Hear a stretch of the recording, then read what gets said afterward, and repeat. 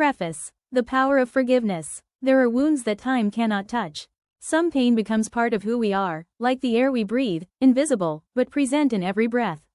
We carry it through our days, quietly shaping the way we speak, the way we love, the way we look at ourselves in the mirror.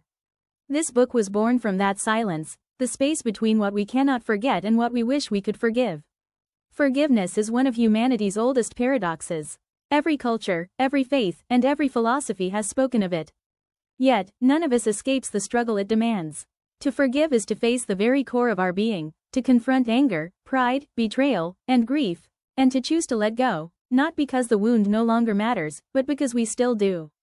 We often misunderstand forgiveness. We think it means weakness, that forgiving is the same as excusing what was done, or pretending it no longer hurts. But forgiveness is not the denial of pain, it is the transformation of it. It does not erase the past, it reclaims the present.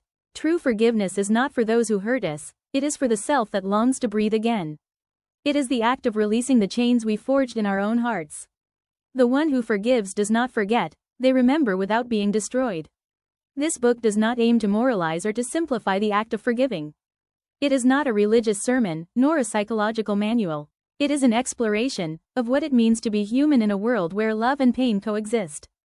Through philosophy, reflection, and the quiet testimony of the soul, it will seek to understand why forgiveness is so difficult, and yet so necessary. In a time when resentment has become a form of identity, and anger a language of self-expression, forgiveness seems almost revolutionary. It asks for vulnerability in an age of pride. It asks for humility in a world obsessed with being right.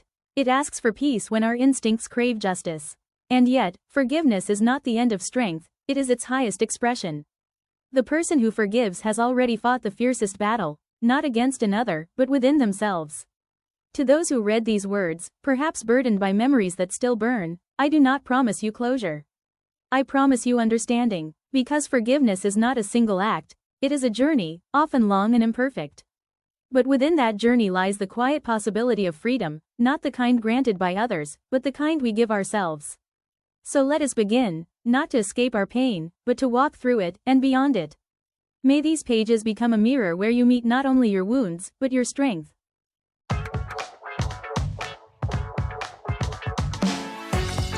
The wound and the weight.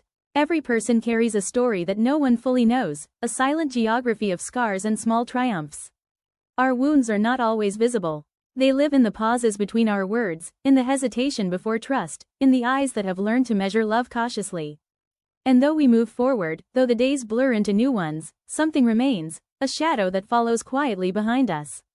Pain has a strange intelligence. It knows how to survive. It buries itself beneath layers of distraction and time, waiting for the right silence to resurface. One memory, one voice, one scent, and suddenly, the years disappear. The wound reopens as if it never healed. The human mind, for all its brilliance, has never learned to forget by force. We can hide from pain, drown it in noise, or deny its existence, but it remains patient. It waits. Forgiveness, then, cannot begin until we have the courage to see what still hurts. The origin of the wound. Every betrayal, every disappointment, every injustice begins with trust, and the breaking of it. The child betrayed by a parent, the friend abandoned, the lover deceived, the dreamer rejected, these are the seeds of bitterness. But beneath the anger always lies something softer, sadness. We speak of letting go, as if it were a simple act. But how does one let go of something that shaped them? Pain changes not only how we feel but who we become. We start to define ourselves by our injuries, as though they are proof of our existence.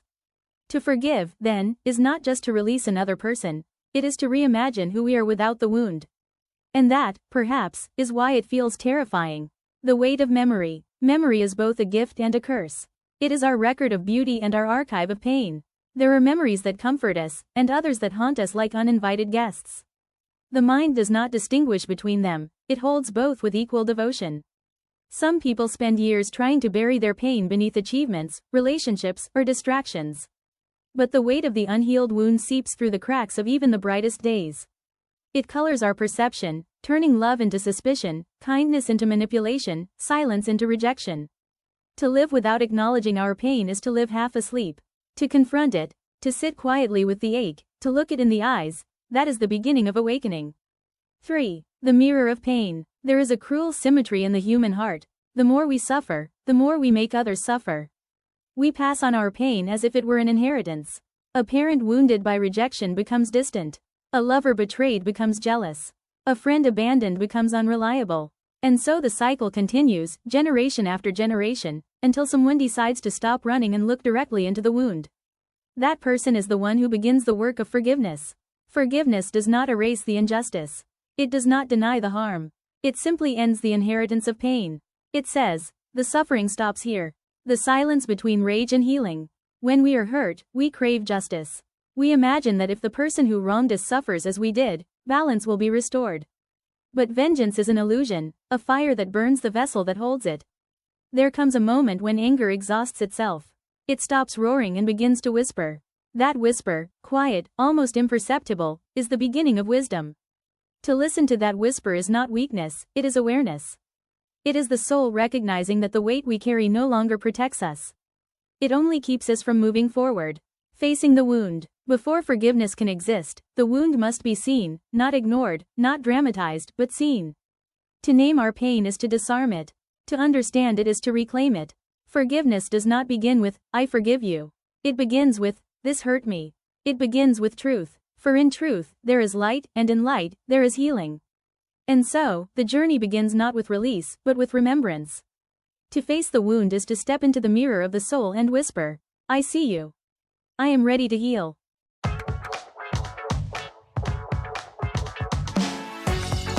The nature of forgiveness. There are words that the human heart struggles to define: love, faith, freedom, and forgiveness among them. They are not concepts to be fully understood, but experiences to be lived. Forgiveness, perhaps more than any other, resists simplicity. For some, it is a spiritual commandment. For others, it is a psychological tool. But in its essence, forgiveness is something far more profound. It is the art of release.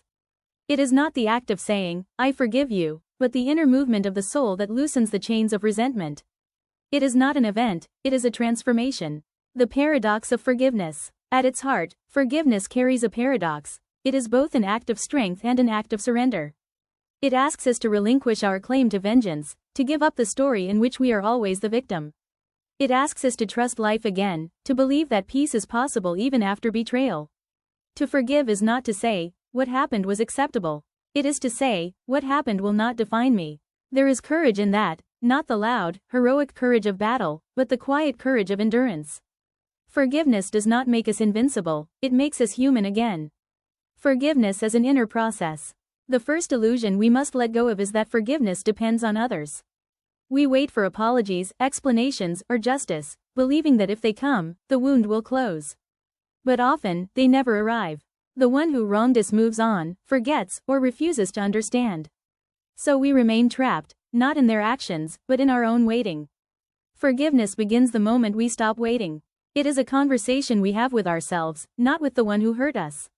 It is an act of reclaiming power over our emotions and saying, I will not let this pain be my identity. Forgiveness, then, is not a social gesture, it is a form of spiritual independence. The difference between forgiving and forgetting. One of the most dangerous misconceptions about forgiveness is that it requires forgetting. But to forget is to erase the lesson. The mind, in its wisdom, remembers pain not to torture us, but to protect us from repeating it. To forgive is not to forget, but to remember without hate. It is to look at the memory and no longer feel it controlling your heartbeat. It is to visit the past without becoming its prisoner. When you forgive, you do not lose the memory, you lose the poison within it. The ego's resistance. Forgiveness threatens the ego because it dismantles its favorite story, the story of being right. The ego feeds on comparison, blame, and control. It whispers, if you forgive, you admit weakness. But this is the great lie. The truth is that the ego fears forgiveness because forgiveness dissolves it. To forgive is to look beyond pride. It is to see that both you and the one who hurt you are fragments of the same fragile humanity, both capable of harm, both capable of love. The ego says, I want justice. The soul says, I want peace. And peace always wins, though not easily, and not quickly. The spiritual dimension of forgiveness. Every tradition, from Buddhism to Christianity to Sufism, has seen forgiveness as a doorway to enlightenment. Why? Because it requires the death of the false self, the self that clings to hurt and separation. When the Buddha taught compassion for all beings, he did not mean only those who are kind. When Jesus forgave from the cross, he was not excusing his pain, he was transcending it. And when Rumi wrote, "The wound is the place where the light enters you," he was speaking of the same mystery, that through our suffering, we awaken to something greater. Forgiveness, then, is not an act of moral superiority. It is an act of liberation. It does not make us saints, it makes us whole. The inner silence after forgiving. There is a silence that follows true forgiveness, not the silence of avoidance, but of peace. It is a quiet so deep that even the memory of pain seems to dissolve within it. The heart, no longer at war, begins to listen again, to itself, to others, to the soft hum of life. And in that silence, something remarkable happens. We begin to feel gratitude. Gratitude not for the wound, but for what it revealed, our capacity to survive, to transform, to love again. Forgiveness, then, is not a virtue to be admired, but a path to be walked. It is the long, winding road from bitterness to understanding, from being right to being free. It asks only one thing: the courage to let go of who we were, so that we may become who we are meant to be.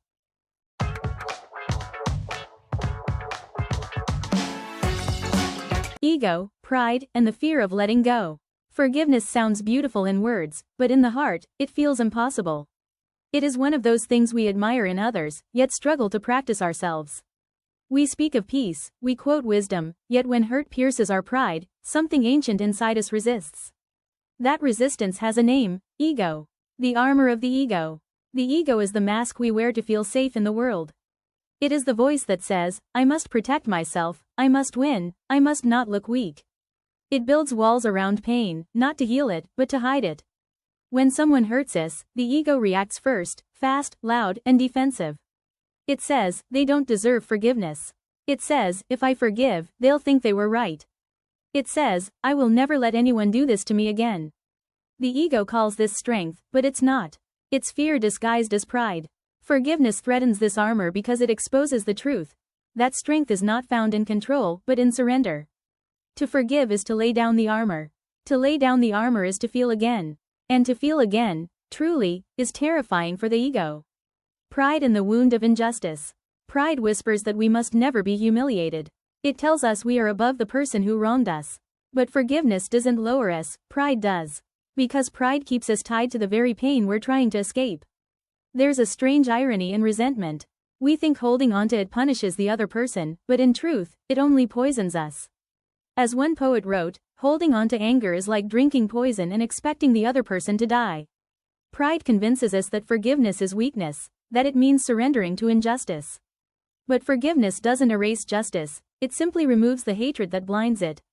Justice can exist without vengeance, but vengeance can never exist without destruction. The fear beneath the pride. If you look deeply enough into anger, you will always find fear. Fear of being forgotten. Fear of being betrayed again. Fear that if we let go, the pain will have meant nothing. This is the true reason forgiveness feels impossible, not because the heart is cold, but because it's afraid. The ego says, "If I stop being angry, I'll lose my strength." But in truth, the opposite is real. When you stop being angry, you regain your power. The fear of letting go is the fear of emptiness, the worry that without our story of pain, we won't know who we are anymore. But the moment you let go, you discover something profound. There's more to you than the story. You are not the wound. You are the light that survives it. The inner battle between control and freedom. Forgiveness is not about forgetting what happened, it's about refusing to be controlled by it. The ego thrives on control. It wants to rewrite the past, force understanding, and punish wrongs. But forgiveness lives in a different realm, one where the past is accepted, not edited. You cannot both control the story and be free from it. You must choose. To forgive is to release the illusion of control, to allow life to flow again, even when it didn't go as planned. Control gives comfort to the mind. Freedom gives peace to the soul. The courage to let go. Letting go does not happen all at once. It is not a single act, but a series of small surrenders, of choosing peace over anger, understanding over pride, love over fear. Some days, forgiveness feels natural. Other days, the old hurt returns like a shadow. That's okay. Healing is not a straight line, it's a spiral that brings you closer to the truth each time you circle back. To forgive is not to erase your humanity, but to embrace it fully, with all its contradictions, flaws, and beauty. When you finally release the need to be right, you gain something infinitely more powerful, the ability to be free. When you forgive, you are not saying, "You were right." You are saying, "I will not let your wrongness keep me from peace." And that is the moment when forgiveness becomes not a moral duty, but an act of personal revolution.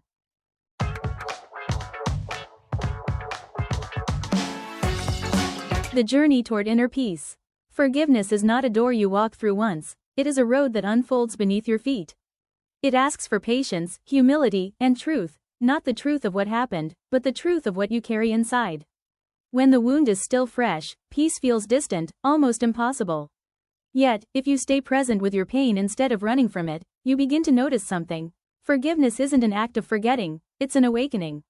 It begins with pain, deepens through understanding, and ends in freedom. Let us walk through these stages, gently, honestly, one breath at a time. Stage 1. The storm of anger. Every journey toward peace begins in chaos.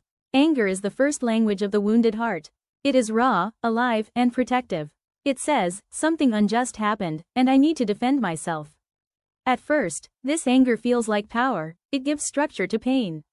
But over time, the structure becomes a cage. You start to replay conversations in your mind. You imagine what you could have said differently. You rehearse revenge that never comes. This is the storm, loud, endless, consuming. The first act of courage is not forgiveness itself, but the willingness to stand still inside this storm. To breathe, to feel the pain without feeding it. Because the more you resist it, the more it grows. It's only when you stop running that the storm begins to quiet. Stage 2. The mirror of understanding. Once the anger softens, something unexpected happens, you begin to see. You see not just what was done to you, but why it hurts so much. You realize that pain always has roots, unmet needs, unspoken truths, or old wounds we never healed. Understanding doesn't excuse what happened, but it transforms the way you hold it. You begin to see the person who hurt you not as a monster, but as another human being, flawed, scared, and wounded in their own way. This shift doesn't come from pity, but from awareness. When you understand pain, it loses its power to define you. And this is the miracle of understanding. You begin to reclaim your story from anger's grip. Stage 3. Acceptance, the quiet surrender. Acceptance is the softest and most powerful stage of all. It is the moment you stop asking, "Why did this happen to me?" and start asking, "What can this teach me?" It doesn't mean agreeing with what happened or saying it was fair. It means acknowledging that it happened, and that you cannot rewrite the past. Acceptance is surrender without defeat. It is laying down the sword after a long battle, not because you've lost, but because you are finally free to rest. In this space of surrender, peace begins to enter, not as an explosion, but as a quiet light. You realize that your heart is still beating, that your life is still unfolding, that despite it all, there is beauty left in you. Stage 4. Compassion, the heart opens. Forgiveness matures when compassion enters. Compassion doesn't mean allowing harm to continue. It means you choose to see pain without adding more to it. You no longer seek to punish, but to understand. You realize that everyone, even those who hurt you, is carrying invisible battles. Some people wound others not because they are evil, but because they've never learned how to heal themselves. Compassion allows you to rise above the cycle. It is not weakness, it is power in its purest form. When you look at someone who caused you pain and feel no hatred, only understanding, that's when you've reached a higher consciousness.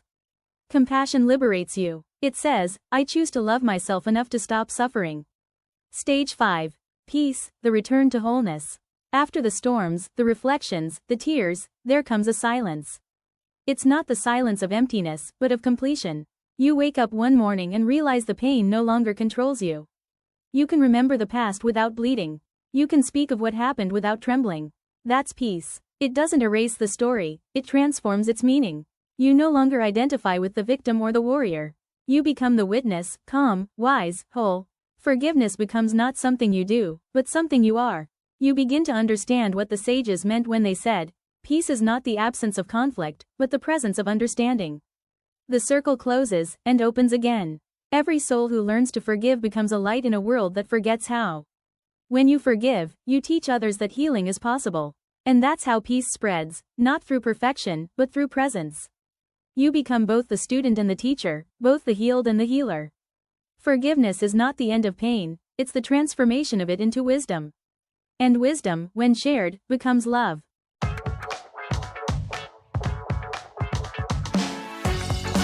The freedom of the heart. When Ilas finally reached the quiet hill overlooking his city, the wind felt different. It wasn't colder or softer, just lighter. He could breathe without the old weight pressing against his chest.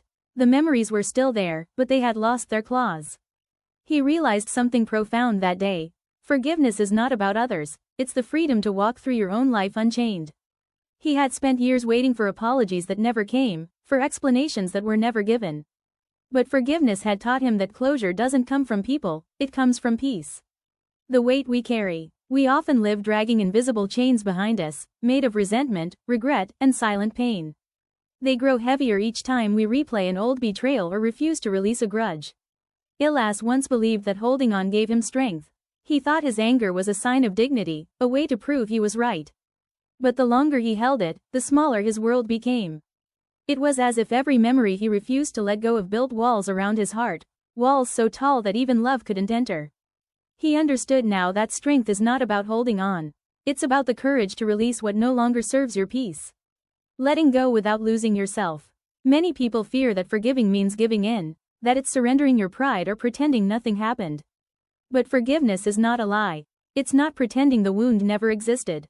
It's remembering without reliving. It's saying, yes, this happened. Yes, it hurt, but I choose to walk forward anyway. Ilas learned that when you forgive, you don't lose your identity, you reclaim it.